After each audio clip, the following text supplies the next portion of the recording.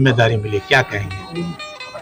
आप सबका सहयोग चाहिए, आप सबका साथ चाहिए और निश्चित तौर से आपको मैं इतना आज इस पवित्र स्थान और बाबा के स्थान पर मैं खड़ा हूँ जहाँ से हमारे पूर्वजों की धरती है, दादा परदादा यहाँ से जुड़े रहे। जो लोग हैं नए पुराने सबको लेकर सड़क पर जैसे जो हमारा काम करने का तरीका है, संघर्ष करना सड़क पे हम लोग लड़ेंगे और इनकी सारी जो कमियां हैं, जो इनके भ्रष्टाचार या जो गुजरात से बड़े बड़े भ्रष्ट ठेकेदारों को लेकर आए हैं, जो ठेका ये दे रहे हैं पूरे देश प्रदेश में, सारा का सारा काम उनको दे रखा है, उन सबको बेनकाब करेंगे। महंगाई, बेरोजगारी, भ्रष्टाचार, ये सब चीजों को हम आम जनता के बीच में एक एक परत दर परत सब खोल के रख देंगे। अवस्था में है तो मैंने तो नहीं किया है ना, हम निर्माण करा देंगे, बस इतना कर।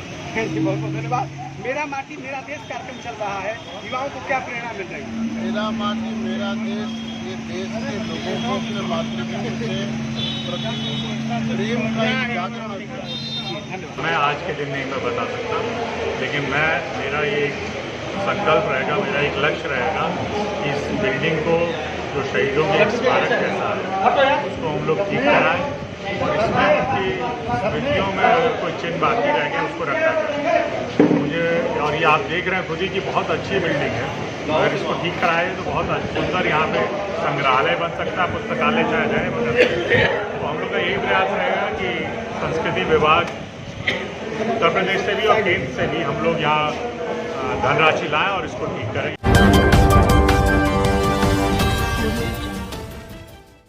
नमस्कार, आप देख रहे हैं न्यूज़ टुडे 24। मैं अखिलेश। गाजीपुर की शहीदी धरती मोहम्मदाबाद शहीद दिवस के अवसर पर शुक्रवार को शहीद पार्क में 18 अगस्त 1942 को देश को आज़ाद कराने के लिए अपने प्राणों की आहुति देने वाले 8 शहीदों को लोगों ने श्रद्धा सुमन अर्पित कर दी भावभीनी श्रद्धांजलि। शहीद स्मृति भवन पर ध्वजारोहण किया गया, राष्ट्रगान और अष्ट शहीद अमर रहे के नारे लगाए गए। शहीदों की याद में हवन पूजन व दीप प्रज्वलित कर शहीद झांकी का अनावरण भी किया गया। इस मौके पर अमर शहीद डॉक्टर शिवपूजन राय व वंशनारायण राय की मूर्ति पर भी लोगों ने माल्यार्पण कर श्रद्धा सुमन अर्पित किए। कांग्रेस के नवनियुक्त प्रदेश अध्यक्ष अजय राय ने भी अष्ट शहीदों को श्रद्धा सुमन अर्पित कर उन्होंने कहा कि गाजीपुर बलिदानियों की धरती है। गांधी के आह्वान पर जो आंदोलन शुरू हुआ उसमें गाजीपुर के क्रांतिकारियों ने अपनी शहादत देकर आज़ादी की लड़ाई की शुरुआत की थी। बलिया आदि जिलों से होते हुए पूरे देश में ये आज़ादी का बिगुल फैल चुका था। आज मैं बहुत ही सौभाग्यशाली हूँ। प्रदेश कांग्रेस कमेटी का अध्यक्ष बनने के बाद पहले दिन मुझे शहीदों के नमन करने का मौका मिला है। शहीदों के रग रग में राष्ट्रवाद व देशभक्ति भरी हुई थी। देश के लिए अपने प्राणों की आहुति देने वाले बलिदानियों से प्रेरणा लेकर अपने अंदर देशभक्त और राष्ट्रवाद की भावना कर विकास करें तो भारत की तरफ कोई गलत नज़र से नहीं देख सकेगा। शहीद परिवार के लोगों का उन्होंने चरण स्पर्श किया। तब सभी को मेरी जहां ज़रूरत पड़ेगी मैं आपके साथ खड़ा रहूँगा। वहीं राज्यसभा सांसद नीरज शेखर ने भी कहा कि आज देश में आज़ादी की सांस लोग इन क्रांतिकारियों की वजह से ले रहे हैं और ऐसे शहीदों को कोटि कोटि नमन। आज़ाद कराने के लिए न जाने कितने सुहागिनों की मांग उजड़ गई, कितनी माताओं की गोद सुनी हो गई। 1942 का आंदोलन अहिंसात्मक था। अगर उस समय ये शहीद चाहते तो कितने सैनिकों को मार देते, लेकिन अपनी छाती पर सीने पर हंसते हंसते गोलियां खाईं। अष्ट शहीदों के बलिदानों की बच्चों को इतिहास बताने की ज़रूरत है। आने वाली पीढ़ियां उन्हें याद कर सकें। शहीदों की जहां झांकियां लगी हैं बहुत ही जीर्ण शीर्ण हो चुका है। मरम्मत की ज़रूरत है। हमसे जो भी सहयोग होगा मैं करूंगा। वहीं बलिया के सांसद बीरेंद्र सिंह मस्त ने कहा कि एक गांव के 8 नौजवान एक साथ शहीद हुए, ऐसा कोई दूसरा एग्जाम्पल नहीं मिलता।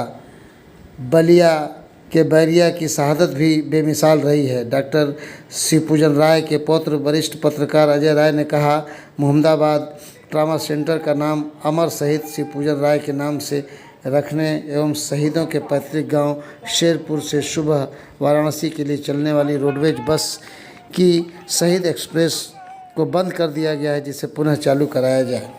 आइए सुनाते हैं इस मौके पर कांग्रेस के प्रदेश अध्यक्ष अजय राय ने क्या कहा, वहीं बलिया सांसद बीरेंद्र सिंह मस्त और राज्यसभा सांसद नीरज शेखर ने।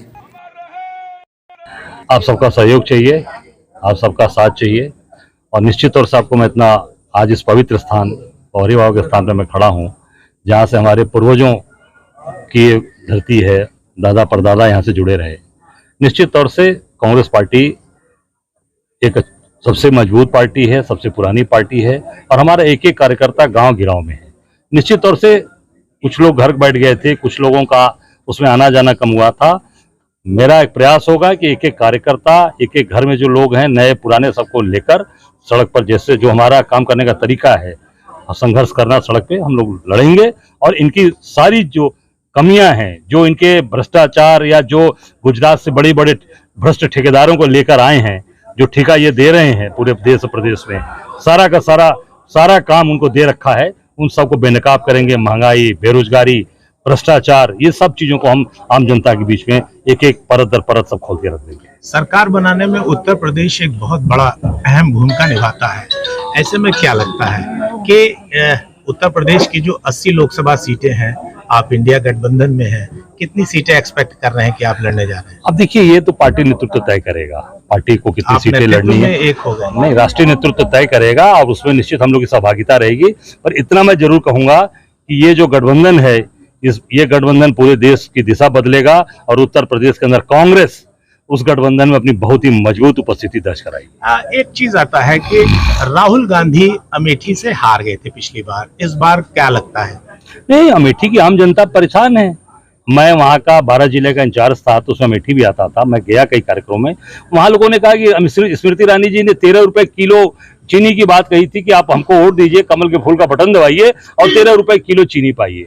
तो अमेठी की जनता खोज रही है कि भाई हमारी मंत्री जी 13 रुपए वाली चीनी कहाँ गई। राहुल जी कहाँ से लड़ेंगे? राहुल जी, वहाँ का कार्यकर्ता डिमांड कर रहा है, अमेठी का डिमांड कर रहा है, वहाँ की जनता डिमांड कर रही है कि राहुल गांधी जी जो हमसे कमियां हुई, जो हमसे गलतियां हुई, उसको सुधारेंगे और भारी बहुमत, प्रचंड बहुमत से राहुल गांधी को अमेठी से चुनाव जिताएंगे। मतलब राहुल गांधी चेयरमैन हमारा जीता है, नगर पालिका का चेयरमैन जयस हमारा जीता है, कांग्रेस जीती है, पूरी ताकत लगा दिया।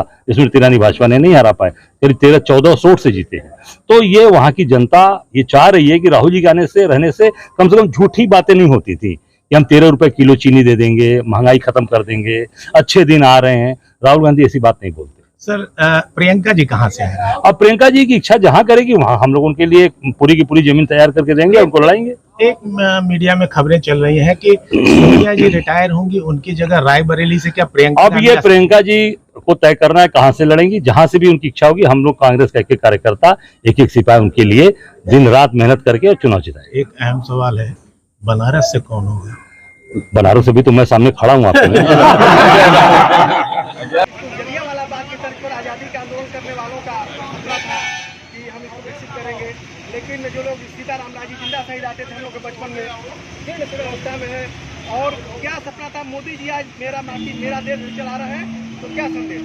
आप हमसे क्या चाहते हैं? सारे इनके बात में 5 बात मत बोले, तो अपने सवाल को पूछें। जी, 2 चीजें हैं। एक तो जो प्रधानमंत्री जी ने सपना दिया है, उससे युवा कितने प्रेरित हो रहे हैं, आप ये चाहते हैं कि यहाँ का निर्माण जी जो जीर्ण अवस्था में है, तो मैंने तो नहीं किया है ना। जी नहीं, हम निर्माण करा देंगे, बस इतना कर। बहुत बहुत धन्यवाद। मेरा माटी मेरा देश कार्यक्रम चल रहा है, युवाओं को क्या प्रेरणा मिल रही है? मेरा माटी मेरा देश, ये देश के लोगों को अपने मातृभूमि से प्रेम का एक जागरण होता है। धन्यवाद। कुछ समय बताया जाता है और बहुत सबसे बड़ी बात की सीताराम राय जी जिंदा शहीद थे, जो दूरदर्शन के लिए डॉक्यूमेंट्री में बना रहा था, एक बात कहते हैं थी, तो उसने कहा था कि जलियांवाला बाग के तर्ज पर विकसित करने का मेरा सपना है, जिन्हें जिसके समान है। और आज आपने इस पीड़ा को व्यक्त किया, तो क्या लगेगा कब तक ये संपन्न होगा? ये जीर्ण बिल्डिंग कभी शहीदों के पर्यटन स्थल के रूप में विकसित होगी? हम लोग का पूरा प्रयास रहेगा। समय आज के दिन नहीं मैं बता सकता, लेकिन मेरा ये संकल्प रहेगा, मेरा एक लक्ष्य रहेगा कि इस बिल्डिंग को जो शहीदों की एक स्मारक जैसा है उसको हम लोग ठीक कराएं और इसमें उनकी स्मृतियों में अगर कोई चिन्ह बाकी रह गया उसको रखा जाए।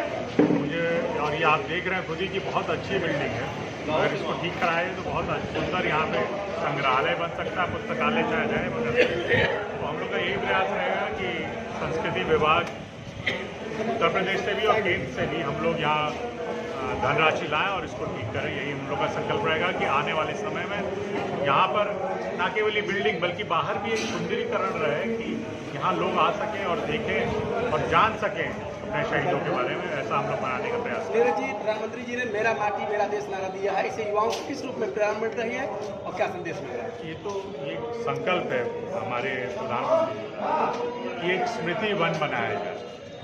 हर गांव से, इस देश के हर गांव से मिट्टी लाकर दिल्ली में एक स्मृति वन बने जहां ये दिखाया जाए कि हर देश का हर एक क्षेत्र महत्वपूर्ण है। ये बताना चाहते हैं माननीय प्रधानमंत्री, इसलिए हर जगह से मिट्टी लाकर कि हर क्षेत्र महत्वपूर्ण और हर क्षेत्र का विकास होना चाहिए, चाहे पूर्वोत्तर राज्य हो, चाहे दक्षिण के राज्य हो, चाहे उत्तर के राज्य हो, सब जगह एक समान विकास हो और लोग सुख से रह सकें, यही लक्ष्य है।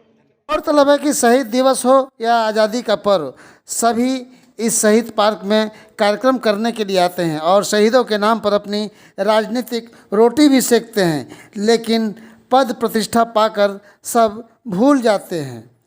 जब लोग जीर्णोद्धार आदि की याद दिलाते हैं तो वादे तो करते हैं, लेकिन शायद वो वादे शायद पूरे होते हों।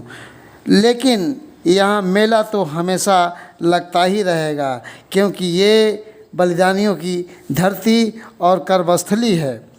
शहीदों की मज़ारों पर लगेंगे हर बरस मेले, वतन पर मरने वालों का बाकी यही निशा होगा। Akhilesh Yadav, news today 24। बने रहें ऐसी ताज़ा तरीन खबरों के लिए। नमस्कार।